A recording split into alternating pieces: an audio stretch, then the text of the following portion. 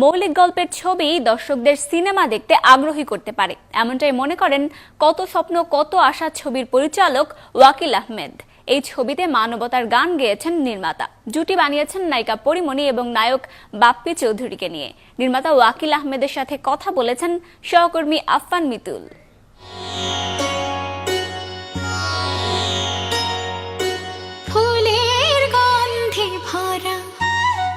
একজন সাধারণ মেয়ে যার স্বপ্ন গায়িকা হবার, নানা কারণে শিল্পী হতে ব্যর্থ হলে সাহায্যের হাত বাড়িয়ে দেন ছবির নায়ক বাপ্পি।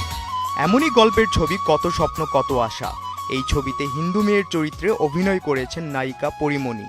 সবার উপরে মানুষত্ব, তাহার উপর নাই, এই ব্রতের উপরই ছবির গল্পটা সাজানো হচ্ছে। আরেকটা ব্যাপার হচ্ছে এই ছবিটা প্রতিটি লাইন মৌলিক।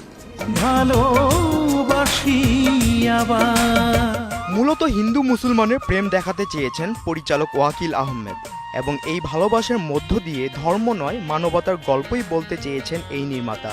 এই ছবিতে খল চরিত্রে অভিনয় করেছেন অভিনেতা শতাব্দী ওয়াদুদ। চরিত্রের প্রয়োজনে আমার একটা নতুন একটা ফেস দরকার ছিল। নতুন ফেস ছিল যে সিনেমায় যারা কম করে এরকম একটা ফেস দেখলে যেন বিশ্বাসযোগ্য মনে হয়। ওর চরিত্রটার নাম হচ্ছে পুলিন ব্যানার্জি।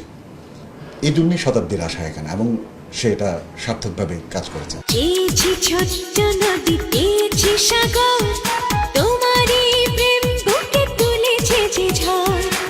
রোমান্টিক ধারার এই ছবিতে গান আছে 5টি। সঙ্গীত পরিচালনা করেছেন আলী আকরাম শুভ। একটি ভিন্ন ধরনের ভালোবাসার গল্প যা দর্শকদের আকৃষ্ট করবে বলে মনে করছেন পরিচালক। পরিমণির ক্যারেক্টারটা হচ্ছে একটি হিন্দু ক্যারেক্টার, আর বাপ্পি হচ্ছে একটা মুসলমানের ক্যারেক্টার, এবং বিশ্বাসযোগ্যতা অনুযায়ী ওরা খুব সুন্দর কাজ করেছেন। আমার মনে হয় পরি এবং বাপ্পি এই যাবৎকালে যত ছবিতে অভিনয় করেছেন সবচাইতে সুন্দর ছবিতে এটাই। এই বছরের শেষের দিকে ছবিটি মুক্তি দেবার কথা ভাবছেন পরিচালক। আফফান মিতুল, ৭১, ঢাকা।